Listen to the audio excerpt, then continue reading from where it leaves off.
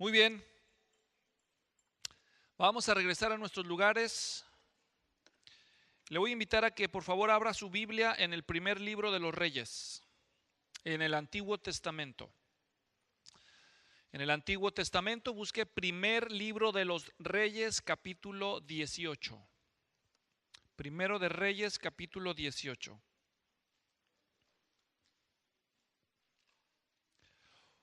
Una de las cosas más difíciles de entender de la naturaleza humana es la complejidad de nuestros sentimientos, de nuestras emociones, ¿no es cierto? A veces piensan los hombres y más bien la gente piensa que las mujeres son más emocionales que los hombres, pero realmente todos somos emocionales, todos somos sujetos a pasiones, a sentimientos muy intensos. Y esa complejidad de nuestra manera de vivir, por un lado nuestra cabeza nos dice qué es lo bueno, qué es lo correcto, qué es lo mejor, y a veces nuestro corazón nos traiciona. A veces nos sentimos derrotados cuando perdemos la paciencia, cuando nos enojamos o cuando nos deprimimos, cuando nos sentimos frustrados y sentimos que Dios no puede usar a alguien así tan volátil como a veces somos nosotros. Hoy vamos a ver la historia de un hombre que luchó con sus pasiones y Dios lo usó. Y vamos a aprender algunas lecciones que nos pueden ayudar a procesar mejor cuando nos sentimos confundidos respecto a nuestros sentimientos y cómo podemos cooperar con Dios a pesar de cómo somos para que Él nos use. La historia que vamos a leer hoy es la historia del profeta Elías y está en el libro primero de los Reyes, capítulos 18 y 19.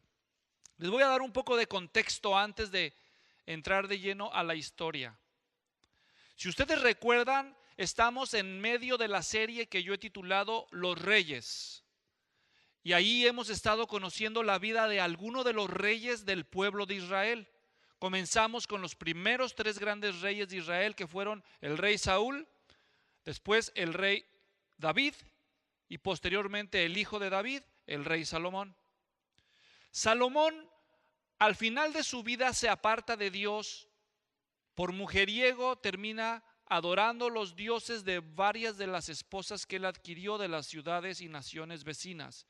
El Señor le había advertido a los israelitas que si hacían eso los iba a disciplinar. Y entonces, como castigo, Dios le advierte a Salomón que su gran imperio que había heredado de su padre iba a ser partido en 2. Y solo por amor de su padre David, Dios le promete a Salomón que su hijo va a heredar el trono solo sobre una de las tribus de Israel y las demás tribus van a ser gobernadas por una nueva persona. De eso se comienza a hablar allí en el capítulo 11 y básicamente se nos dice que la razón espiritual por la que el país de Israel va a ser dividido en 2, la parte norte y la parte sur, es por causa de los pecados de Salomón. La causa social que genera la división, el hijo de Salomón se llamó Roboam. Cuando Salomón muere de 40 años después de gobernar Israel, Roboam empieza a gobernar y se junta todo el pueblo de Israel y vienen y le dicen a Roboam: bájanos los impuestos que eran muy altos los que tu papá nos puso. Y Roboam pide consejo y recibe mal consejo de los jóvenes y dice la escritura que en su necedad él dijo al pueblo como una respuesta, les dijo: si los lomos de mi padre les parecen anchos, pues no se comparan ni siquiera con el dedo meñique. Y si mi padre los trató con azotes, yo los voy a tratar con escorpiones. Esa fue una manera de decirles: no les bajo nada, sino todo lo contrario. Las cosas van a ser más duras. Y por su necia respuesta, el pueblo se rebela y un hombre llamado Jeroboam organiza una revolución y se divide el país en 2 y no lo puede controlar Roboam. A partir de entonces, estamos hablando más o menos del año 900 antes de Cristo, el país de Israel se parte en 2. Imagínense un territorio como el estado de California. 3/4 partes del territorio, ese gran bloque de territorio del norte pasa y se llama el reino del norte y se llama Israel el reino del norte. Se siguen llamando igual Israel. Y la cuarta parte del sur se llama Judá. Y ahora vamos a tener dos países de israelitas. El sur se llama Judá, el norte se llama Israel. ¿Hasta aquí queda claro? Una vez que se divide el reino, empieza a haber reyes en el norte y reyes diferentes en el sur, pero los dos países son de israelitas. Hoy vamos a conocer la historia de uno de los reyes del norte. Y la próxima semana vamos a conocer la historia de uno de los reyes del sur. En el reino del norte, el primer rey de esta nueva nación se llamó Jeroboam. Hubo 18 reyes en el norte hasta que fueron invadidos y desbaratados como país. El reino del norte se caracterizó desde el principio mismo con el primer rey Jeroboam hasta el último que se llamó Oseas, no el profeta, otro hombre. Todos los reyes fueron malos e hicieron lo malo delante de los ojos del Señor. Por malos queremos decir fueron reyes idólatras, reyes que eran injustos y abusivos. Una de las características del reino del norte también fue que las dinastías no duraban, sino que a causa de conspiraciones e intrigas solo duraban 2 o 3 generaciones y después el rey era asesinado y otro usurpaba el trono. Hoy vamos a conocer la historia de el peor de los reyes de Israel. Se llamó Acab. Durante todo ese periodo de reyes, Dios mandaba profetas para amonestar a los reyes y al pueblo para que volvieran al Señor, para que abandonaran la idolatría y para que practicaran la justicia. Muchos de esos profetas escribieron y hoy nosotros todavía conservamos algunos de sus escritos en los libros que la Biblia llama profetas mayores o profetas menores. Pero también hubo profetas que no escribieron, pero que se nos narran en los libros de Primero y Segundo de Reyes y Primero y Segundo de Crónicas en el Antiguo Testamento. Hoy vamos a conocer la vida del profeta que Dios levantó para amonestar al rey Acab y al pueblo de Israel en esos días. Este profeta se llamó Elías. Y más que concentrarnos en la vida de Acab, hoy nos vamos a concentrar en la vida de Elías. Elías significa, el nombre Elías significa mi Dios es Yahweh, mi Dios es el Señor. Elías era originario de una ciudad llamada Tisbe, en la zona norte de Israel, en la tribu de Galaad. No se sabe mucho de su origen, solo se nos dice que era un profeta que hoy nosotros consideraríamos excéntrico. Era un profeta que se vestía con piel de camello y que comía langostas. Por eso siglos después le llamaban a Juan el Bautista, que siguió esa misma costumbre, como Elías, porque Elías salió con esa moda, por así decirlo, esa moda profética, que se apartó y se fue al desierto y andaba vestido así. Elías era un profeta tremendo, ustedes van a ver ahorita. ¿Y por qué era así? Porque el rey que le toca era tremendo también, pero para el lado negativo. Acá fue el hijo de un rey llamado Omri. Fue el rey número 7 de los 18 que hubo en el pueblo de Israel. No conforme con que su padre fue, según el recuento bíblico, el más malo de los reyes que hubo en Israel, el primer libro de los Reyes en el capítulo 16 del versículo 28 en delante se nos dice que si su padre fue malo, Acab superó a su padre en la maldad. Que nunca hubo un rey tan malo en Israel como Omri, pero que Acab era peor. Además, Acab fue y se casó con la princesa de Tiro, es decir, con la hija del rey de Tiro. Tiro y Sidón eran ciudades al norte del país de los fenicios, famosos por sus embarcaciones desde tiempos milenarios. Y se casó con esta mujer que se llamó Jezabel. En la Biblia, Jezabel es una de las peores, si no es que la peor mujer de todo el relato bíblico. Era una mujer espantosa, era una mujer asesina, era una mujer ingeniosa, era una mujer que le gustaban los lujos, caprichosa, era una mujer que practicó la violencia y también, no conforme con todo eso, esta mujer importó la religión falsa de Tiro y Sidón a Israel e impuso que los israelitas adoraran al dios Baal, que no era sino una representación antigua de lo que nosotros llamamos hoy Satanás, y a su consorte de este dios que se llamaba Astoret. De hecho, la palabra que hoy algunos de nosotros hemos oído que es Belcebú, viene de la palabra Baal. Esta mujer no se conformó con imponer esta religión idólatra en el pueblo de Dios, sino que giró orden de exterminio a todos los profetas de Yahweh. Entonces se puso muy difícil ser creyente fiel en los tiempos de Acab. Y Dios levanta al profeta Elías y le dice: ve y dile a Acab que no va a llover por una temporada. Lo cual leemos en el capítulo 17, versículo 1. Leo para ustedes. Entonces Elías Tisbita, que era de los moradores de Galaad, dijo a Acab: vive el Señor, Dios de Israel. Esa es una forma como para asegurar lo que está a punto de decir. Así como Dios vive, dice, delante de quien estoy, que ciertamente no habrá rocío ni lluvia en estos años, sino por la palabra de mi boca.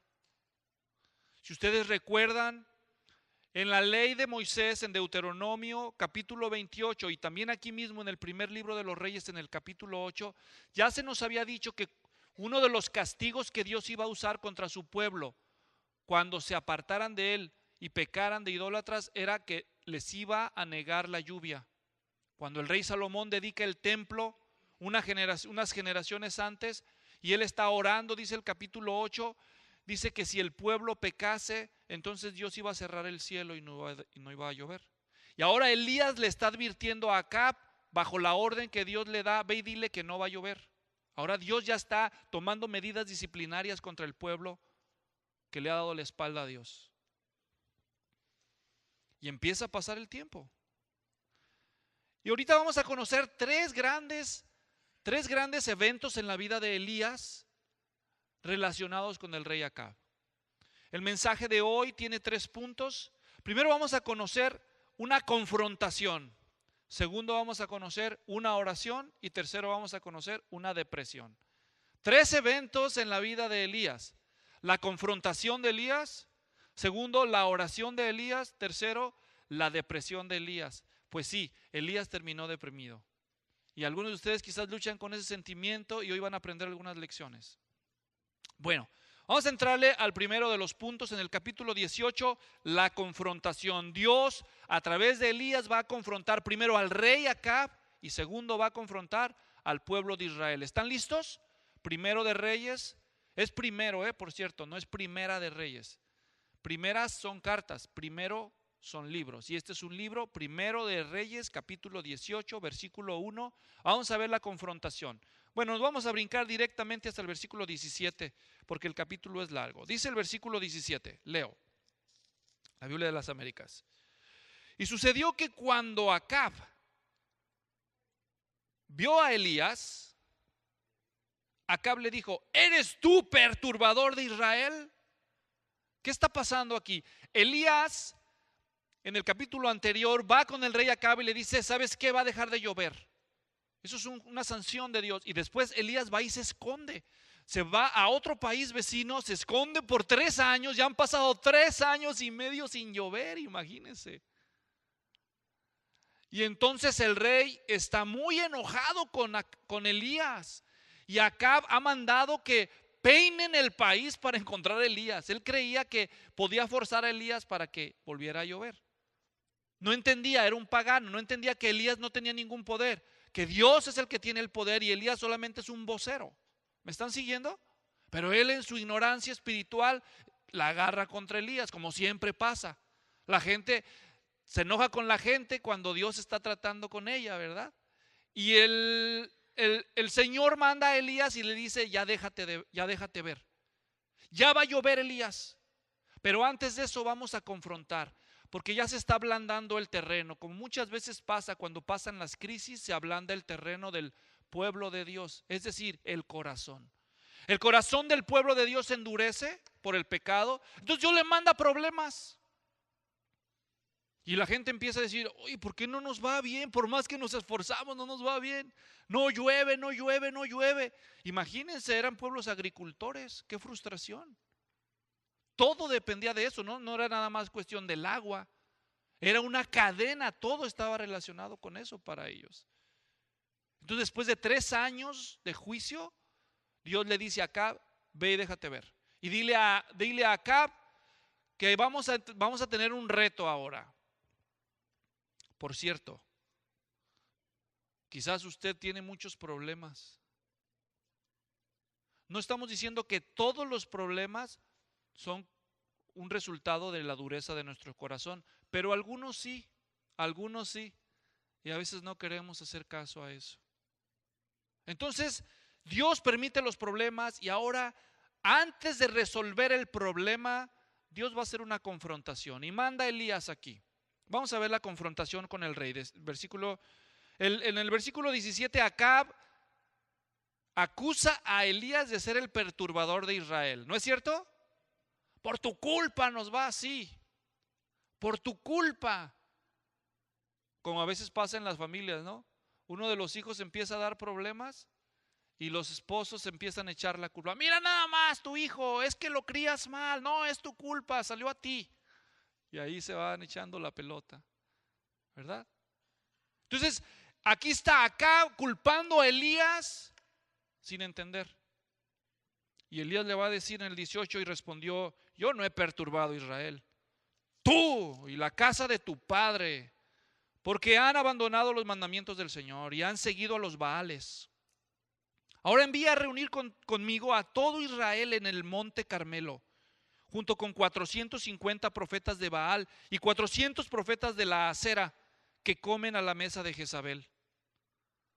O sea, mire qué encuentro. Le está diciendo Elías al rey, aquí estoy yo, el profeta del Señor, el profeta de Yahweh.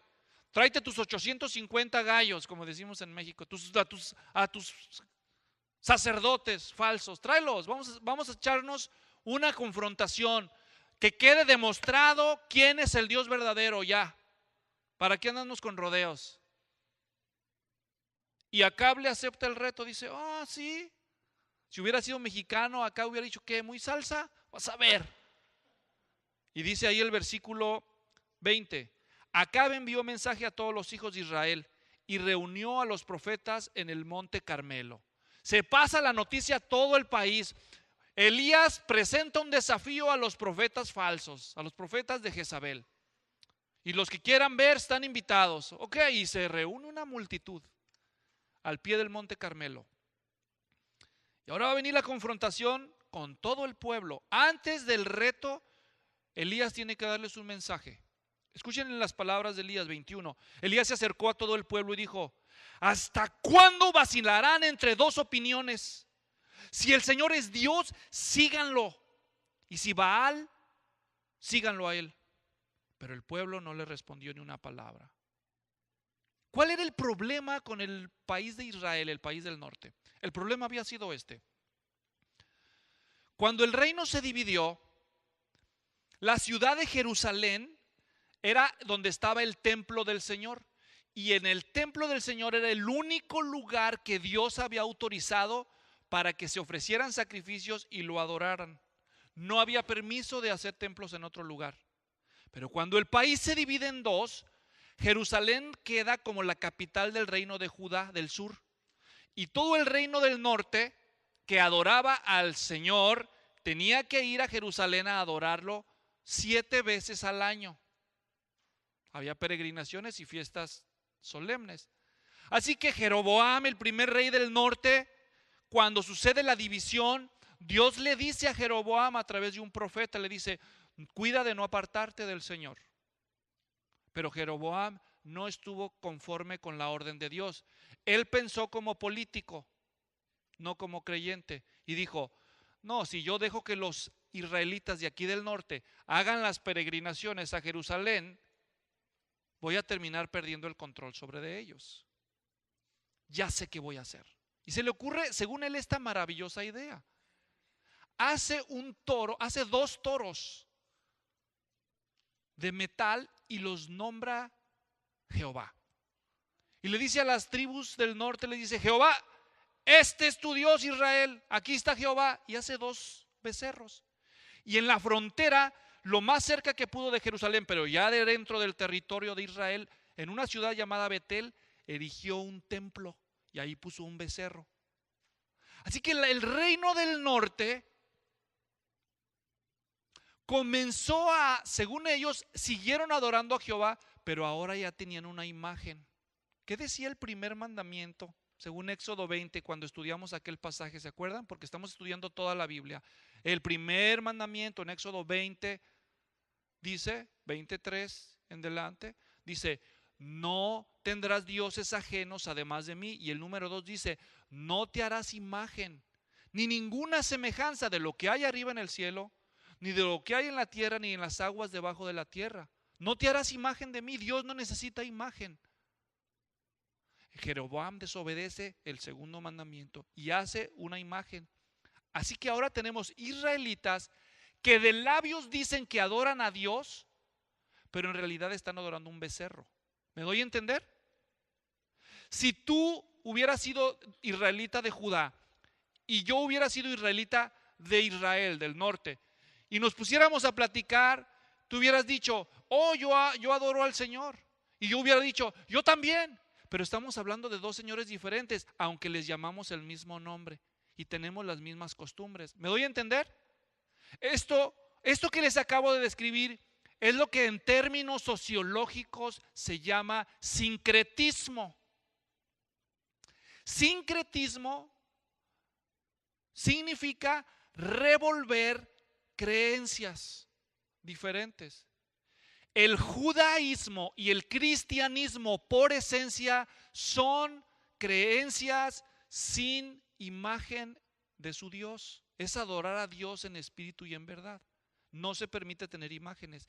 Pero aquí tenemos un judaísmo que se dio permiso de hacerse imágenes y de usar el nombre de Dios verdadero para adorar una imagen, y empieza a hacer una revoltura de paganismo con judaísmo. ¿Me doy a entender? Eso sigue pasando el día de hoy. Por eso hay un mosaico de cristianismos hoy. Porque hay cristianos que se apegan a las sagradas escrituras y hay cristianos que dicen que creen en las escrituras, pero en realidad revuelven el cristianismo con paganismo y hacen un cristianismo a su medida, como a ellos les gusta. No es nuevo eso. Pero no conforme con este sincretismo que los israelitas del norte estaban cometiendo, agregaron paganismo descarado cuando trajeron a Baal y a la esposa de Baal, que era Astarte o Astarot, tiene varios nombres. Ahora tienen un judaísmo distorsionado y además tienen idolatría descarada. Elías viene, se para aquí y les dice a los israelitas del norte, ¿hasta cuándo van a seguir así con esa revoltura?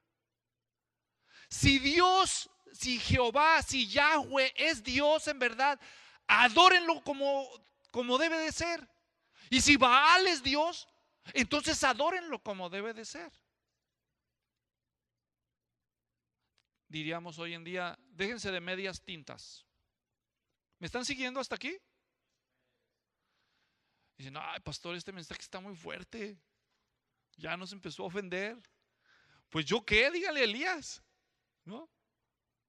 Eso es lo que le está diciendo. Ahora, cristianos, escúchenme. Entre cristianos, gente como ustedes y como yo, o como algunos de ustedes y como yo, hay otras maneras de practicar el sincretismo que no son tan obvias, son más sutiles. Les voy a dar un ejemplo. Hay cristianos que creen que la Biblia es la palabra de Dios, que solo hay un Dios verdadero. Jesucristo también es Dios Hijo, creen en el Espíritu Santo, pero al mismo tiempo creen que, por ejemplo, creen que si usan ciertos cristales Los cristales tienen ciertas propiedades energéticas para protegerlos de las malas vibras y de las... Eso, mis amigos, es brujería disfrazada de ciencia. Pero hay cristianos que creen las dos cosas. Hay cristianos que creen que son cristianos y al mismo tiempo consultan el horóscopo, porque sí creen que los astros tienen ciertas influencias sobre su vida. Eso es sincretismo también. Es condenado. Es más, aquí en el libro de los Reyes hay versículos que condenan eso. Hay otras maneras de ser sincretista. Y Elías es enviado por Dios a decirles, ¿saben qué? Los astros son creaciones de Dios, igual que nosotros. ¿Cómo creen que los astros van a tener influencia sobre nosotros? Esos son un becerro es Dios. Despierten, israelitas, les está diciendo. Si van a decir que son creyentes, pues adoren a Dios correctamente. Y si Baal es Dios, pues váyanse con Baal. Nadie los fuerza. No podemos mezclar nosotros New Age con cristianismo. No podemos nosotros revolver cristianismo bíblico con idolatría de imágenes.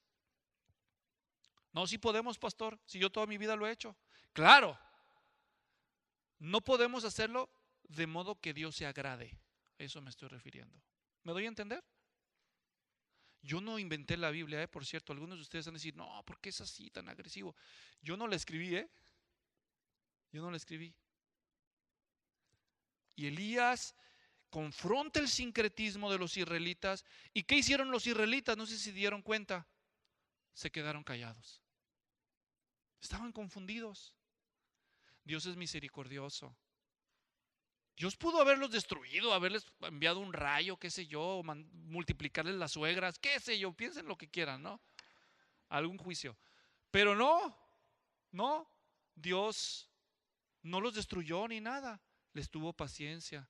¿Saben por qué? Porque los amaba. Porque los amaba. Y vamos a ver qué sucede. Vamos a seguir conociendo la confrontación. Dice entonces Elías, estoy en el versículo 22. Entonces Elías dijo al pueblo, solo yo he quedado como profeta del Señor, pero los profetas de Baal, miren, son 450 hombres. Que se nos den pues 2 novillos, que escojan un novillo para ellos y lo despedacen y lo coloquen sobre la leña, pero que no le pongan fuego debajo. Y yo prepararé el otro novillo y lo colocaré sobre la leña, no le pondré el fuego. Entonces invocad el nombre de vuestro Dios y yo invocaré el nombre del Señor. Y el Dios que responda por fuego, ese es Dios. Y todo el pueblo respondió y dijo, la idea es buena, qué buena idea. Sí, que se note, a ver quién es Dios. Eso sí va a estar bueno, dice Elías. Y el pueblo dice, sí, que caiga fuego del cielo. A ver, vamos a ver quién es Dios de verdad, dice el pueblo. Bueno, entonces 26 tomaron el novillo que les dieron.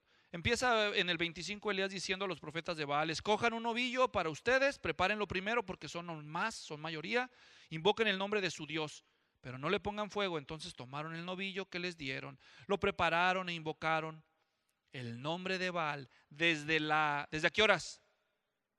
Desde la mañana, y dice la Biblia de las Américas, hasta el mediodía.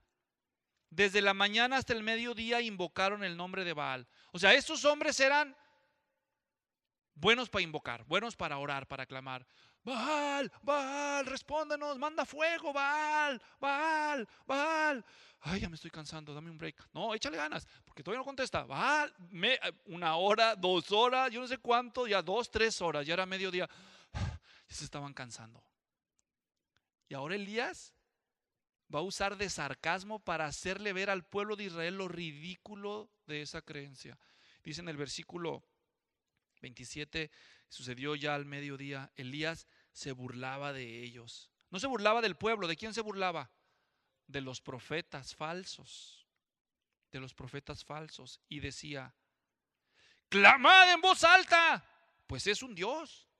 Tal vez está meditando o se habrá desviado. Esta frase que dice se habrá desviado en la Biblia de las Américas, en hebreo, acá se los digo entre nos, porque es medio grosera. Por eso los traductores al español no la pusieron, porque dice, tal vez está haciendo del 2. decimos los mexicanos. Tal vez fue al baño, así dice. De hecho hay una Biblia que dice, está haciendo de sus necesidades. ¿Qué Dios será Baal? Que no los oye, a lo mejor ya está medio viejito, le está dando sordero, a lo mejor le dio chorrillo, qué sé yo. O sea, Elías les está dando con todo. Ahora, noten, no se lo está diciendo al pueblo, se lo está diciendo a estos, porque Elías sabe que son unos mentirosos, intencionales. Y les sigue echando tierra, dice. O estará de viaje, a lo mejor está de vacaciones, por eso no les contesta. O tal vez está dormido, hay que despertarlo, dice. Es que le tocó trabajar de noche y ahorita está durmiendo, muchachos. Grítenle más fuerte. Entonces se les ocurre una gran idea, el 28. Y gritaban a grandes voces, subieron la voz y se sajaban, se cortaban. Pero dice que así era su costumbre. Según su costumbre, con espadas y lanzas hasta que la sangre chorreaba sobre ellos. Imagínense qué cosa tan tremenda. Una vez yo estaba compartiendo el evangelio allá en una colonia que se llama Salatitán en Guadalajara, México. Yo estaba ahí con un compañero cristiano, andábamos ahí por el barrio, un barrio muy pobre de tierra, y llegamos con un señor muy humilde ahí con su sombrerito. Oiga, ¿le podemos hablar del Señor Jesús? Sí, yo soy muy creyente, nos dijo. A ver, platíquenme. Y le empezamos a hablar del evangelio, y a medida que fueron pasando los minutos hubo un momento en que él dijo, a ver, espérenme tantito, les voy a demostrar cuán ferviente soy en mi religión yo. Vengan para acá. Y dije, pues ¿qué nos sabrá enseñar? Una bibliota de Martín Lutero, ¿de qué será? Del apóstol Pablo. Y nos pasó así un cuadrito para adentro y tenía ahí un altar. Y en ese altar yo dije, a lo mejor tiene una imagen de uno de los santos que él venera. Pues yo entendía, yo también fui católico, ¿no? Y dije, pero no. Tenía una serie de instrumentos de tortura. Tenía unos látigos, unos alambres, tenía unos, y nos dice, les voy a demostrar cuán ferviente soy yo. Y entonces agarró uno de esos y se empezó a latigar, ¡zas! ¡Zas! Y nosotros nos aterramos. Hay gente que cree que haciéndose sufrir va a agradar a Dios. Bueno, yo en los años de mi ignorancia hasta me eché una de esas. Fui al norte del estado de Jalisco a pagar lo que yo llamaba una manda. Y ahí me fui de rodillas por toda la calle empedrada de San Juan de los Lagos hasta entrar allá. ¿Fui el único que hizo algunas de esas cosas? Confiesen, pues ¿qué tiene? Ok. Sí, hay personas que creen que lastimándose van a ganarse el favor divino. Y allí están los profetas cortándose. Y cuando aquel viejito supo que dijo, oye, ¿ustedes son católicos o no? No, nosotros no venimos a hablar de religión, le venimos a hablar de Cristo, de las Sagradas Escrituras. No, ¿son católicos o no? Pues no somos católicos. No, por ahí hubiéramos empezado. Ya se imaginarán con quién andaba desquitando el latigazo, ¿no? Agarró un cirio, una vela llena de cera y me la aventó y me cayó aquí. Todavía me arde. No es cierto. Sí, hay gente así. Y entonces ese profeta empieza a ver cómo los falsos profetas se lastiman. Y dice ahí el pasaje en el versículo 29, sucedió que pasado el mediodía se pusieron a gritar frenéticamente hasta la hora de ofrecerse el sacrificio de la tarde. Es decir, como las 3 de la tarde. Imagínense todo el día en el sol ahí, todo el pueblo, y este Baal no responde. Pero no hubo voz, ni nadie respondió, ni nadie hizo caso. Entonces Elías dijo a todo el pueblo, acérquense a mí. Elías llega un momento y dice, ¿sabes qué? Ya estuvo, ya les di tiempo de sobra. Ahora me toca a mí. Israelitas, acérquense. Y ahí vienen todos, a ver, ¿qué va a hacer? Y dice Elías, primero vamos a reconstruir el altar. ¿Cómo que reconstruir el altar? Si ustedes se fijan ahí en el versículo 30 dice, y todo el pueblo se acercó a él y reparó el altar del Señor que había sido derribado. Elías tomó, ¿cuántas piedras? Había un altar que los israelitas habían hecho siglos antes con 12 grandes piedras y cada piedra representaba una tribu de las 12 de Israel. Ese altar era un monumento a la unidad de la nación, diciendo, es un solo Dios para todas las 12 tribus. Y desde los tiempos de Jeroboam ellos dijeron, no, no podemos dejar esos monumentos. ¿Por qué? Porque la gente se nos puede ir para el sur. ¿Me están siguiendo? Así que tumbaron el altar. Era un símbolo a que hay un solo Dios verdadero para todos los creyentes verdaderos. Sí, hermanos, el Dios de los israelitas es nuestro Dios. Por eso oramos por los israelitas. No estamos de acuerdo cuando los judíos cometen abusos, pero adoramos al Dios de Israel, al Dios de Abraham, de Isaac y de Jacob, el Dios de nuestro Señor Jesucristo. Primero, Elías hace este simbolismo de la unidad que hay en Dios y después va a hacer algo increíble. Dice, una vez que reconstruyó el altar, en el versículo 32, en el nombre del Señor hizo una zanja alrededor del altar, suficientemente grande para contener 2 medidas de semilla. Dispuso después la leña, cortó el novillo en pedazos y lo colocó sobre la leña y dijo, llenen 4 cántaros de agua. Acuérdense que no había agua. Colectar agua era una proeza, era el líquido valiosísimo en esos días porque había habido sequía. Y dice Elías, derrámenle agua al animal. Y otra vez. Bueno, dice que el agua corrió del altar, mojó todo el animal, el altar y hasta llenó la zanja. Elías está queriendo decir que quede claro lo que van a ver no es un accidente. Luego no van a decir, es que estaba muy seco y se prendió un chispazo y se quemó el altar. No. Van a ver que para que se queme este animal va a estar de locos porque va a estar empapado hasta la médula. Y dice la Biblia que una vez que hicieron ese derramamiento, no oró Elías por horas y horas como los profetas de Baal. Vean lo que dice la Escritura. Dice allí, entonces, versículo 36, sucedió que a la hora de ofrecerse el sacrificio de la tarde, el profeta de Elías se acercó y dijo, oh Señor, Dios de Abraham, de Isaac y de Israel, que se sepa hoy que tú eres el Dios de Israel y que yo soy tu siervo, que he hecho todas estas cosas. ¿Por qué? Porque se me ocurrieron. ¿Eso dice el texto? ¿Qué dice? ¿Por qué las hizo? Por palabra tuya. Miren qué oración tan breve. Para que vean que no necesariamente Dios contesta las oraciones largas. Lo que Dios contesta son las oraciones que están basadas en lo que Él mandó. Dios le había dicho a Elías, tú vas a hacer esto, Elías. Yo voy a darles una señal inconfundible de que yo soy el Dios verdadero. Y voy a dejar avergonzado a su Dios falso. Y para eso vas a hacer esto, Elías. Vas a hacer un altar, les vas a presentar un desafío, le vas a decir al rey y vas a jalar al pueblo y lo va a hacer delante de todos para que no quede duda. Y que quede bien mojado el altar.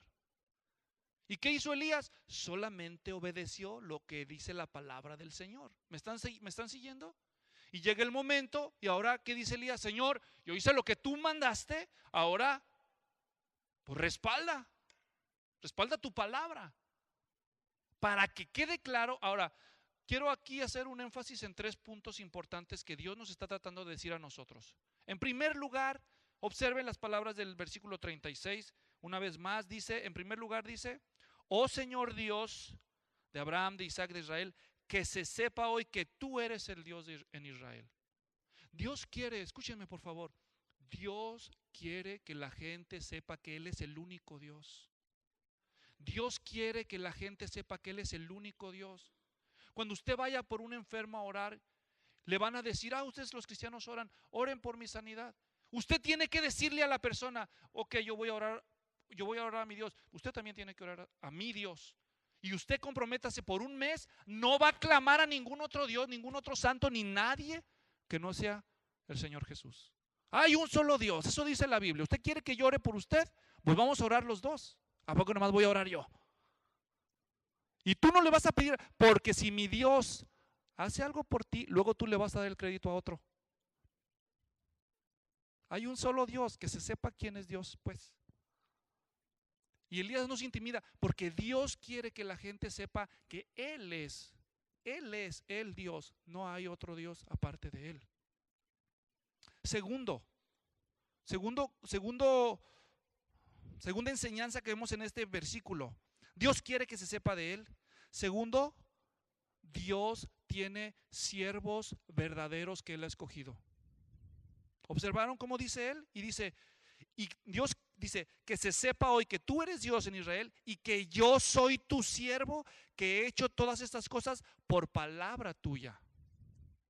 Por eso miren, Dios todavía tiene siervos verdaderos.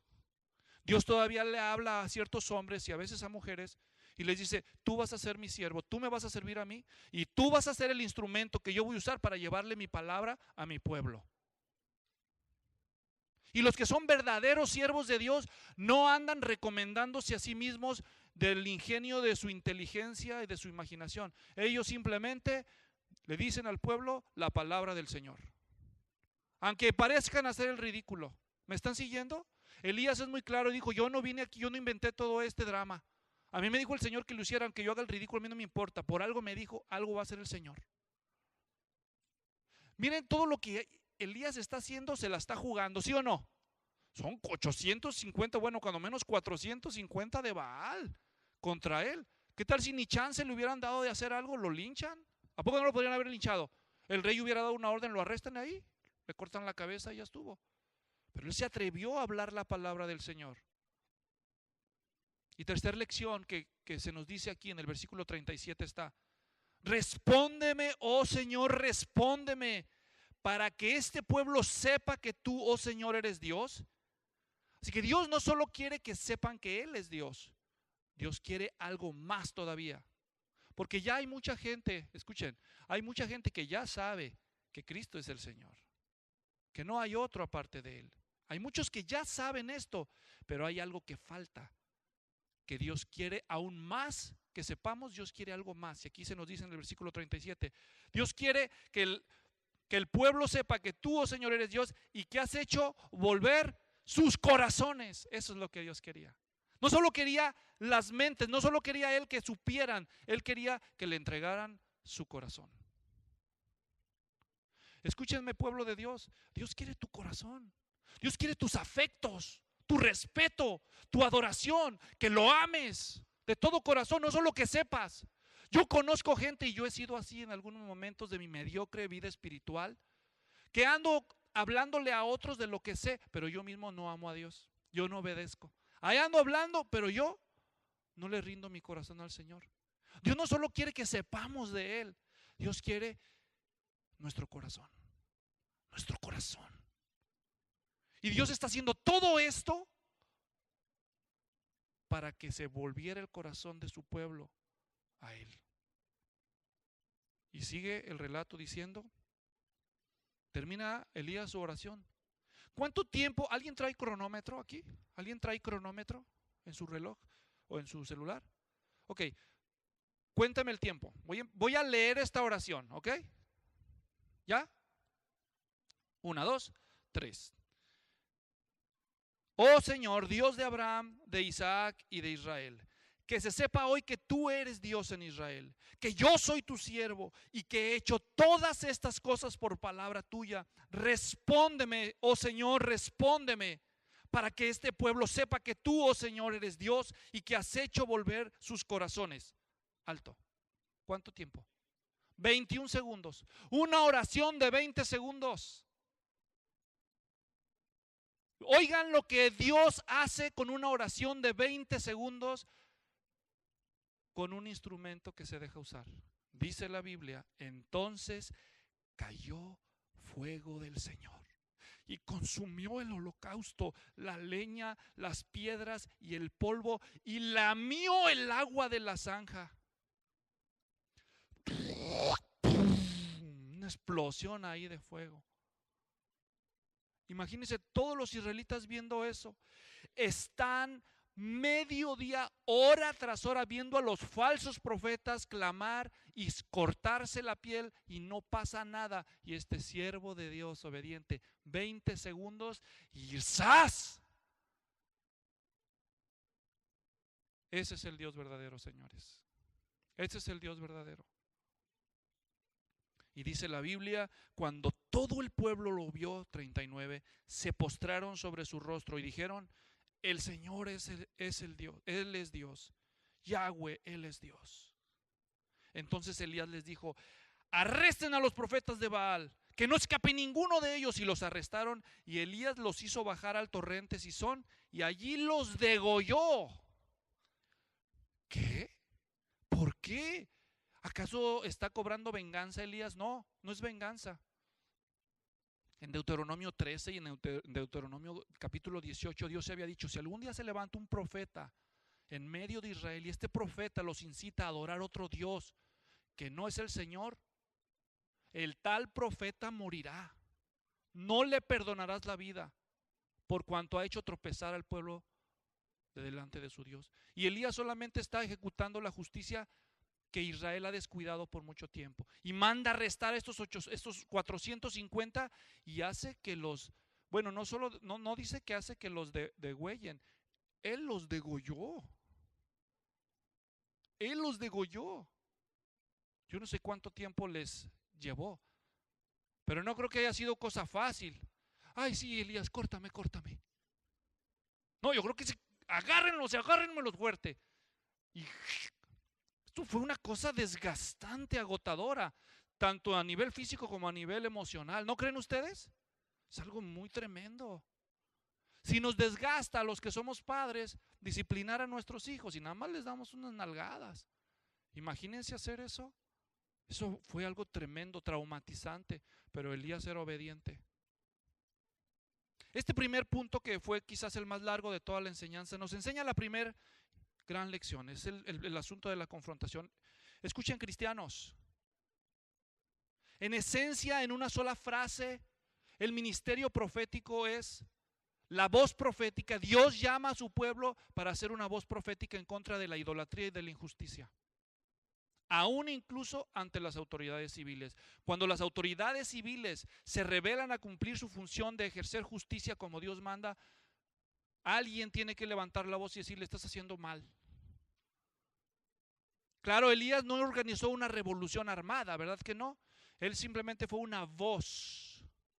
Y nosotros, cristianos, tenemos que aprender a no sacarle la vuelta a la confrontación. Algunos de nosotros somos muy buenos para consolar, somos muy buenos para animar, pero para confrontar, como decimos en mi país, somos unos sacatones. Cuando vemos que alguien está haciendo mal, nos intimidamos, y Dios nos dice claramente: ese está haciendo mal, por eso le está yendo como en feria. Ve y dile algo. Ay, no, se va a enojar contra mí. Se me va a acabar la amistad de tantos años. Por eso a veces nosotros decimos: ¿dónde está el Dios de Elías? ¿Dónde está el Dios de Elías? Pues ¿dónde está Elías? Nosotros no queremos hacer lo que Elías hacía, pero sí queremos ver los milagros de Elías. Y parte de nuestra responsabilidad es confrontar. Un hombre de Dios, aunque le duele y no quiere, cuando ve que algo está haciéndose mal, confronta. Padres, confronten a sus hijos. ¿Les tienen miedo a sus hijos algunos de ustedes? Alguien dijo: somos la primera generación en la historia, en la primera generación que respetó a sus padres, pero que sus hijos no los respetan así. Nosotros le pedíamos permiso a nuestros padres, pero ahora esta generación le tiene que pedir permiso a los hijos para hacer cosas. No. Los padres tienen que enseñarle a los hijos lo que es correcto, aunque los hijos se enojen y no sean populares los padres. Hay hijos de ustedes que están haciendo con su vida un desorden y ustedes no hacen nada. Necesitamos hacer algo. ¿Y usted qué, pastor? Empiece con los suyos. Pues sí, oren por mí. Y yo estoy orando por ustedes, pero tenemos que confrontar. Tenemos que confrontar. Segundo punto, la oración. Ahora sí, ya Dios obró esta confrontación con su pueblo y ahora le dice a Elías: Elías, ve y ora. Que venga el agua, la lluvia. El versículo 41 dice, siguiendo con el relato, que es largo, dice: y Elías dijo a Acab: sube, come y bebe, porque se oye el estruendo de mucha lluvia. Acab subió a comer y a beber, pero Elías subió a la cumbre del Carmelo y allí se agachó en tierra y puso su rostro entre las rodillas. Fíjense que en el pasaje que voy a leer nunca se menciona la palabra oración. 43, y dijo a su criado, sube ahora y mira hacia el mar. Y subió y miró y dijo, no hay nada. Y Elías dijo 7 veces, vuelve a mirar. Y sucedió que a la 7ª vez él dijo, he aquí una nube tan pequeña como la mano de un hombre sube del mar. Y dijo, sube y di acá, prepara tu carro y desciende para que la fuerte lluvia no te detenga. Y sucedió que al poco tiempo el cielo se oscureció con nubes y viento, y hubo gran lluvia. Y Acab montó en su carro y fue a Jezreel. Y la mano del Señor estaba sobre Elías, el cual ciñó sus lomos y corrió delante de Acab hasta Jezreel.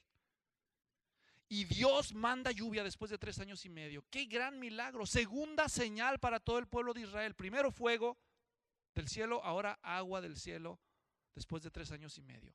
El pasaje de Santiago en el Nuevo Testamento, leo rápidamente para ustedes. Dice Santiago capítulo 5 versículos 17 y 18. Elías era un hombre de pasiones semejantes a las nuestras. Y ahorita vamos a ver por qué. Ya acabamos de ver que era temperamental. Él confrontó a los profetas falsos, pero también se desanimaba. Elías era un hombre de pasiones semejantes a las nuestras. ¿Cuántos hombres apasionados hay aquí? A ver. No, pues ya. ¿No dicen las rubias que los latinos son apasionados, que por eso les gustan los latinos? ¿Hay o no pasión en la cultura latina? Nomás préndale al fútbol y verán, ¿verdad? Hasta lloran, no, por la verde. Ahí están los aficionados a la selección nacional de México echándole las porras, o al Super Bowl, y ahí sí sale la pasión, ¿no? O andan en la calle y uno los mira, ¿qué me ves? No, a mi madre la respetas, y ya sale la pasión, ¿no? Ok. Hay pasión. Elías era un hombre de pasión, pero observen. Dice aquí el pasaje que estoy leyendo. Elías era un hombre de pasiones semejantes a las nuestras y oró fervientemente. El texto griego literalmente dice, y oró con oración. La repetición en el idioma original es una forma de hacer énfasis, por eso se traduce así en español. Y oró, decimos nosotros, pero en serio. Ahora ya vimos que las oraciones de Elías no eran tan largas. ¿De qué está hablando? Oró con convicción. ¿Cómo eran las oraciones de Elías que Dios sí las respondía? ¿Y por qué no responde las tuyas? Rápidamente vamos a ver algunos principios. Dios no respondía a las oraciones de Elías porque fuera perfecto. Perfecto no era. Era consagrado. Él ya en su corazón había resuelto que el Señor era Dios. No había baales en su corazón. ¿Me están siguiendo? Él ya había definido su lealtad era para Cristo. Así que él era consagrado, no perfecto.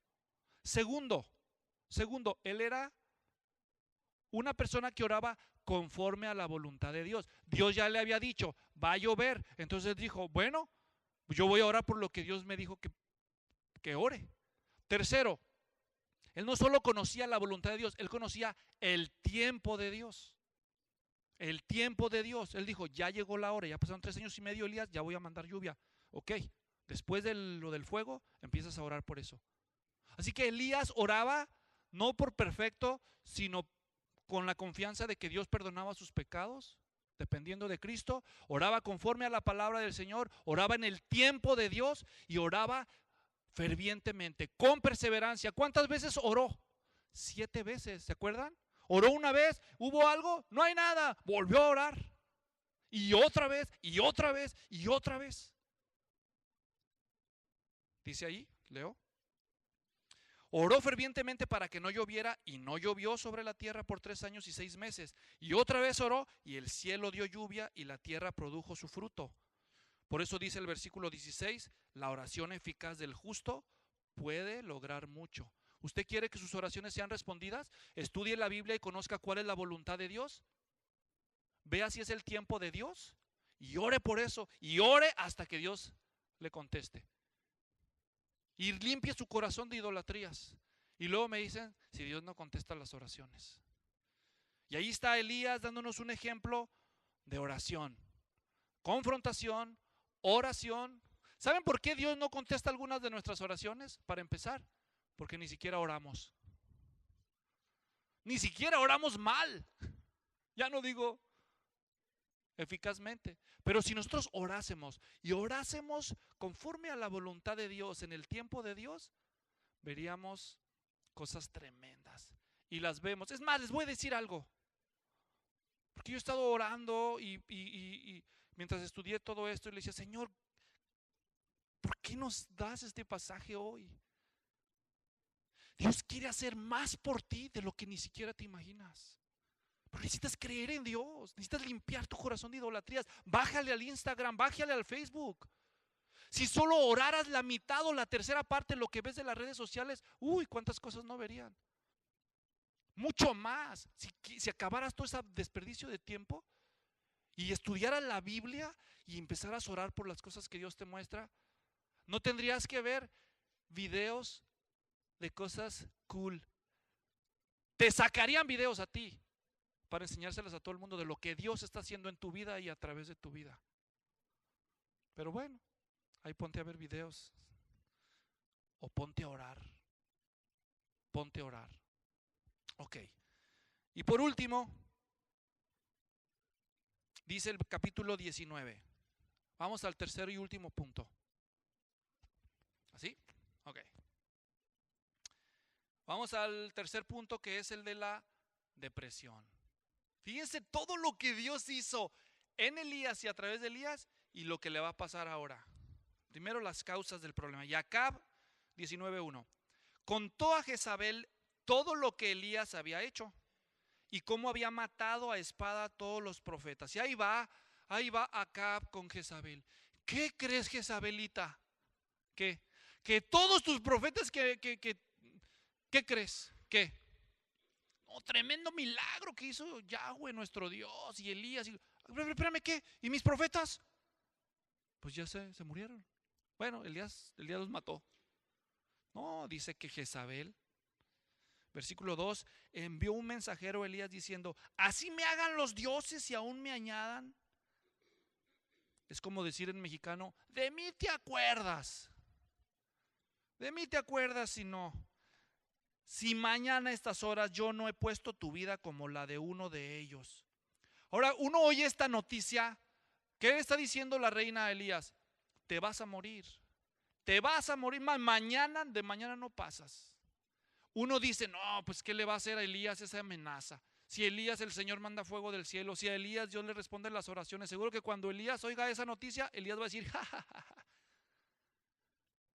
Tus amenazas me hacen los mandados. Pues no, fíjense que no. ¿Saben por qué no? Porque algunos de ustedes no los han amenazado de muerte.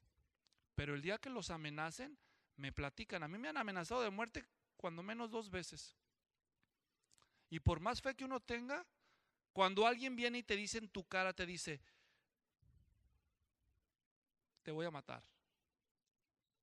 Ahí.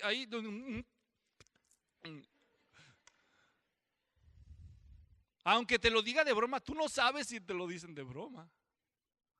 Tú no sabes. Y más cuando son varios y te dicen, ya te vimos, al cabo estás bien alto, ni modo que te confunda. Vas a ver, desdichado, te vamos a matar. ¿Verdad? Y a Elías le dan la sentencia de muerte y el impacto que hizo el versículo 3 dice, y tuvo miedo. Y se levantó y se fue para salvar su vida y vino a Beerseba de Judá y dejó allí a su criado. Está diciendo, atravesó el país de miedo. Le entró el espíritu de correcaminos. Te voy a matar, vas a ver. Vayan a decirle que lo voy a matar. Vámonos. Y sale corriendo hasta el sur. Cruza la frontera. Ya vaya en los Mochis, yo creo. No, él va volado. Y dice el versículo que sigue. Entonces, en el 4, anduvo por el desierto un día de camino y vino y se sentó bajo un enebro, un huizache. Pidió morirse y dijo, basta ya, Señor, toma mi vida porque no soy mejor que mis padres. Fíjese nomás a dónde llegó. Algunos de ustedes han tenido pensamientos así. Ya, ¿para qué luchar? Ya. Quiero que observen algo. Quiero que observen las cosas que le pasaron a Elías que lo llevaron a este punto de desear morir. 1, agotamiento. Miren, yo no he degollado a nadie, ni siquiera un pollo, gracias a Dios. Pero he bautizado. Bautizar personas representa un ejercicio. Si yo bautizara 40 personas, yo creo que acabaría muy cansado. Y si yo bautizara 450 personas, creo que acabaría, es más, no creo que podría hacerlo en un solo día. Y Elías en un solo día, además de esperarse todo el día, en la noche tuvo que degollar 450 hombres que no creo que estaban muy dóciles para que los degollaran.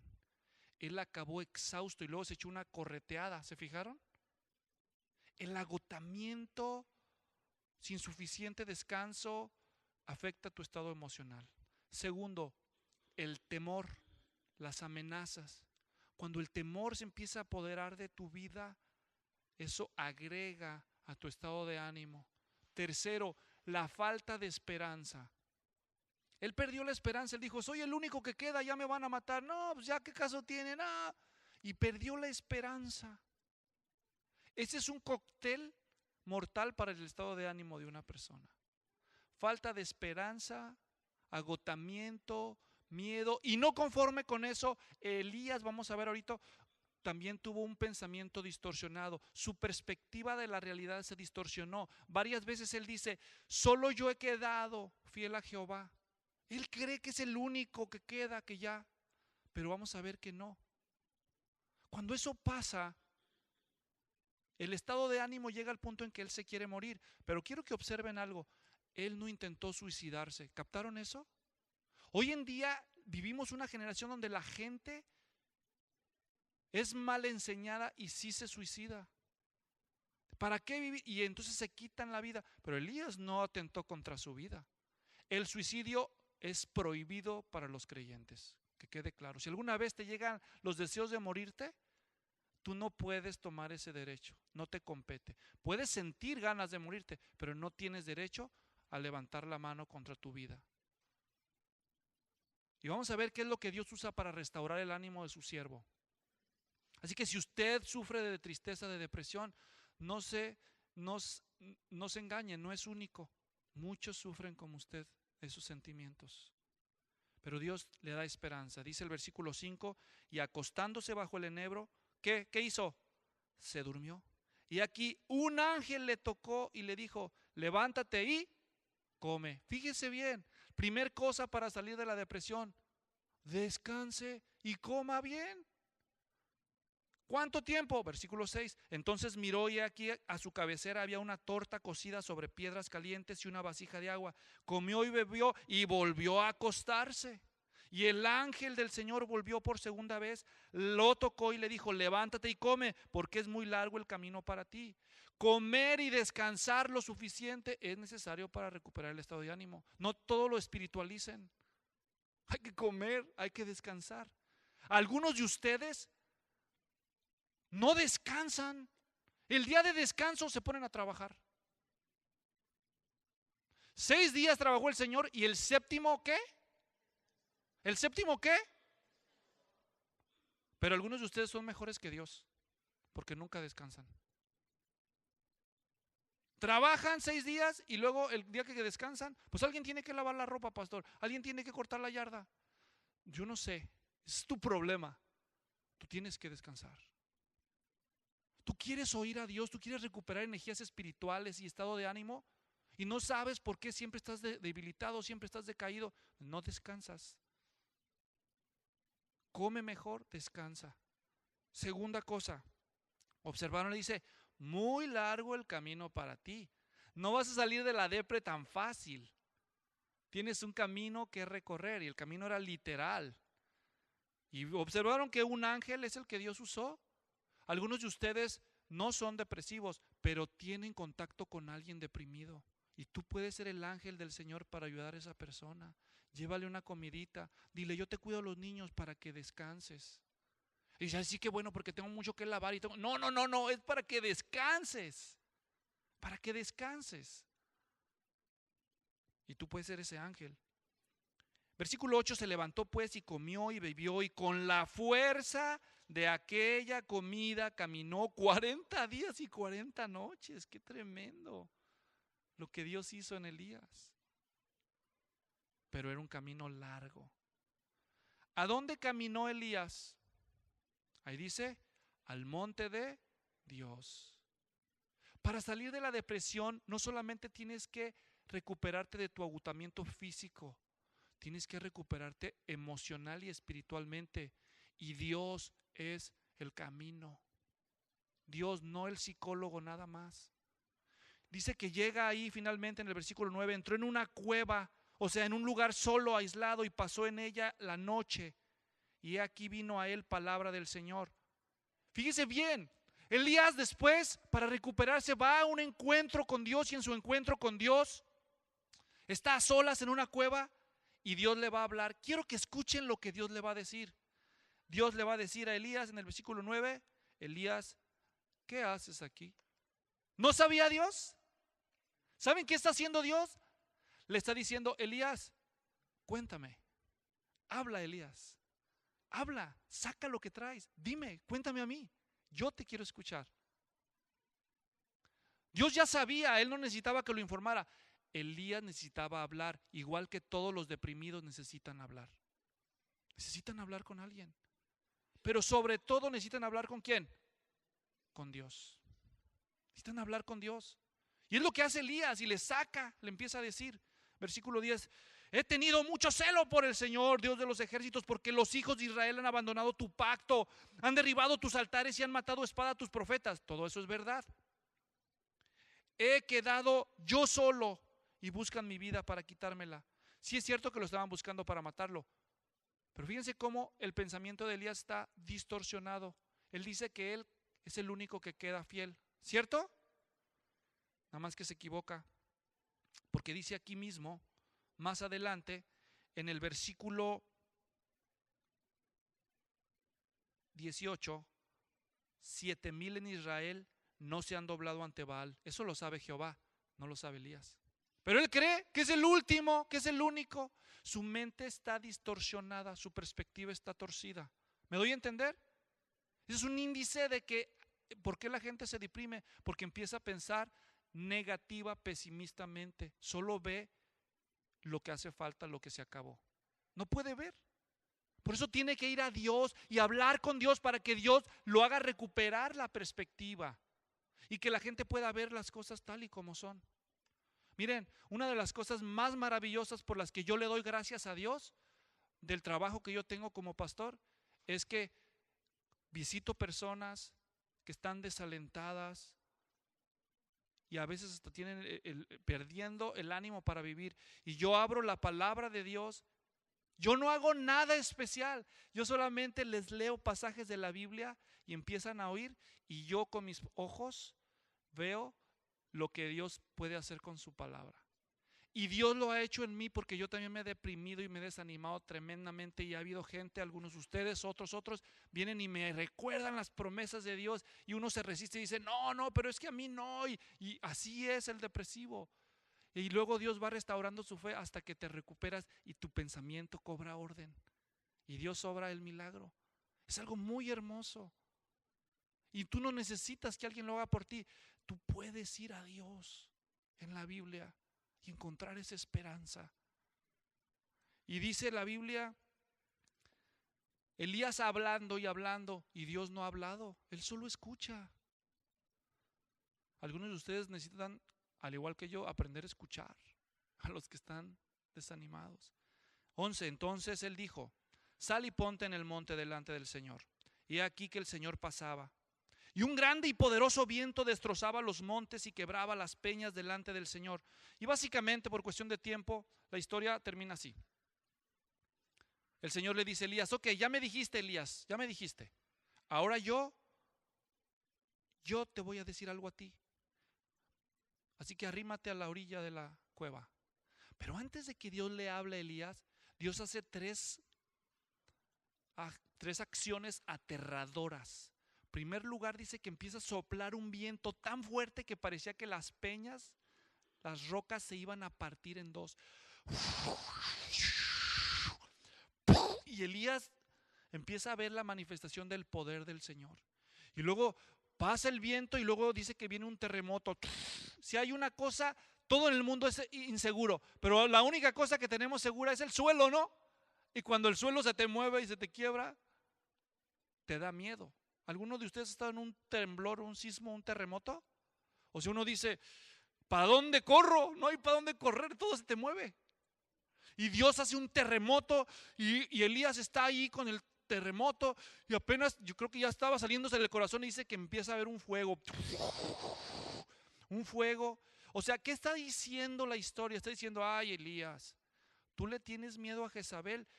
Yo soy más temible. Yo soy más temible que Jezabel. Y cuando pasa todo eso, dice entonces que viene un murmullo suave, una bonanza, una calma.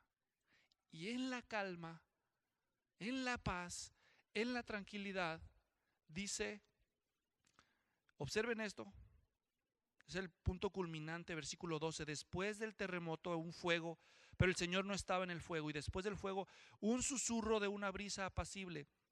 Y sucedió que cuando Elías lo oyó, se cubrió el rostro con su manto y salió y se puso a la entrada de la cueva. Y aquí una voz vino a él y le dijo, ¿qué haces aquí, Elías? ¿Por qué se tapó la cara Elías? ¿Quién sabe? ¿Por qué?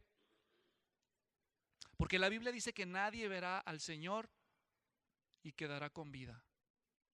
Él dice, la manifestación de la presencia de Dios llegó. Después del poder, en la calma, siento la presencia del Señor. Aquí está el Señor. ¿Y qué hace Elías? ¿Qué hace? Se tapa la cara porque no se quiere ¿qué? ¿No se quiere qué? Ya no está igual, ¿se fijan? Antes, ¿qué quería? Morirse. Ahora ya no se quiere morir. Quiere decir que ya se recuperó un poco, ¿se dan cuenta? Y en la calma, Dios le dice, ¿qué haces aquí, Elías? Y Elías le vuelve a decir la misma queja. Ni siquiera era una oración, era una queja. Y entonces el Señor le dice, versículo 15, ve, regresa por tu camino. ¿Qué es esto? ¿Qué es esto? Le dice, ve, regresa por tu camino. Todavía tengo trabajo para ti. Vas a ir con Hazael y lo vas a ungir por rey de Damasco. Vas a ungir a Jehú, versículo 16. Y sucederá, versículo 17, que al escape de la espada de Hazael, Jehú lo matará. Versículo 18, pero dejaré 7,000 en Israel, todas las rodillas que no se han doblado ante Baal y toda boca que no lo ha besado. Fíjense las cosas que hizo Dios. Lo hizo descansar y alimentarse. Lo hizo hablar. Y luego lo hizo escuchar la palabra del Señor en la calma. Dios está obrando cuando no vemos nada. Y Dios quiere que tengamos más temor de Él que de lo que nos infunde temor. Y entonces Dios corrige la perspectiva de Elías. Le dice, no es cierto, no eres el único que ha quedado. Quedan 8,000. 8,000. ¿Tú crees que eres el único? Estás equivocado, Elías. Quedan 8,000 y tú vas a ir a hacer mi trabajo. Tú tienes una misión que cumplir. No has acabado contigo. Así que deprimidos no van a quedarse deprimidos para siempre, porque es bien cómodo estar deprimido. Ay, no, ¿por qué no vas a trabajar? Es que estoy depre, ¿verdad? No, fíjate que no. Dios te va a curar y te vas a levantar y vas a cumplir la misión que Dios tiene para tu vida. Hasta que la cumplas, te vas. ¿Y saben cuál es la buena noticia?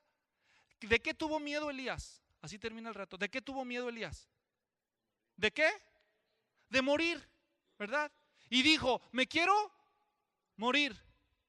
Pero cuando pasa el Señor, se tapa. ¿Saben qué es lo increíble de la historia de Elías? En 2 de Reyes capítulo 2 dice que el Señor traspasó a Elías, no vio la muerte. Solo 2 personas en toda la historia no murieron. El Señor se las llevó al cielo sin morir. Y una de ellas fue Elías. ¿Te fijas? Así somos nosotros. Nos ahogamos en un vaso de agua. Dios sabe todo lo que tiene nuestro futuro. Él quiere que nos refugiemos en Él, que aceptemos nuestras luchas, nuestras pasiones y que confiemos en Él, que vayamos a su palabra y Él nos restaurará. Y entonces volvemos a cumplir nuestra misión. Usted tiene una misión que cumplir como madre, usted tiene una misión que cumplir como abuelo, usted tiene una misión que cumplir como esposa, usted tiene que cumplir una misión como estudiante, como empresario, como empleado, como ser humano, como ciudadano. Tiene que cumplir, y si está desanimado, restáurese en el Señor y cumpla su misión. Haga lo que Dios lo preparó para hacer. Qué historia tan bonita. Nos enseña que debemos ser una voz profética. Nos enseña a orar y nos enseña cómo lidiar con los sentimientos depresivos. La próxima semana vamos a conocer la historia de Josafat y el poder de la alabanza. Termino con lo siguiente. Así como el Señor mandó a Elías pasar por estas experiencias y lo hizo descansar y lo hizo después ir a cumplir su misión, el Señor Jesús hizo lo mismo con los apóstoles. Se los llevaba a lugares aparte para que descansaran. Les multiplicaba el pan cuando no tenía y los alimentaba. Y luego, antes de morir, les dijo: vayan y hagan discípulos a todas las naciones. Y el Señor Jesús quiere hacer lo mismo con usted. Lo mismo que hizo con Elías. Usted a veces siente que Dios no lo puede usar porque tiene emociones encontradas. Ni usted mismo se entiende. Están como el chiste aquel que dicen que un hombre estaba soñando y Dios se le aparece en el sueño y le dice: pídeme lo que quieras y yo te lo daré. Y dice el hombre: ay, Señor, yo siempre he querido una sola cosa. ¿Qué quieres? Entender a las mujeres. Le dice el chiste, es un chiste herético, no es cierto. Dice que le dijo: no, pídeme otra cosa, no pidas imposibles. Obviamente no es cierto, es una mentira, es un chiste. Pero ni nosotros nos entendemos a veces. Y Dios todavía te puede usar. Si Dios usó a Elías, Dios te puede usar. Si Dios escuchó y contestó las oraciones de Elías, Dios puede escuchar las tuyas y las puede contestar. Y si Dios restauró a Elías, Dios te va a restaurar a ti, si tú se lo permites. Oremos. Señor, qué hermosa historia, llena de esperanza, llena de desafíos. Oro por aquellos, Señor, que todavía no conocen a Cristo, para que puedan recibir el regalo, el don, el favor del arrepentimiento para vida, y se les conceda creer en nuestro Señor Jesucristo como el único Señor que salva. Gracias por ser un Dios verdadero, todopoderoso. Todos los demás no son dioses, son ídolos, dice la Biblia. A veces incluso son demonios disfrazados, pero solo tú, Padre, y nuestro Señor Jesucristo son el Dios verdadero. Por eso te adoramos y te rendimos nuestro corazón y te lo entregamos. Y quizás aquí entre nosotros hay alguien así, como los israelitas, con un corazón dividido entre dos pensamientos, entre dos creencias. Hoy el Señor te dice: ¿hasta cuándo? Si eso es Dios, ándale pues, vete detrás de eso. Pero si el Señor es Dios, entonces consagra tu corazón a Él. Y dile: Señor, perdóname, restáurame, sácame de este pozo. Yo te voy a adorar y te voy a clamar solamente a ti, solo a ti, Jesucristo. Te acepto como mi único Dios, mi único Salvador. Muchas gracias, Dios nuestro, por estas palabras en Cristo. Amén. Bueno es alabar, con júbilo cantar salmos a tu nombre altísimo. Y cada mañana con gozo anunciar tu misericordia y tu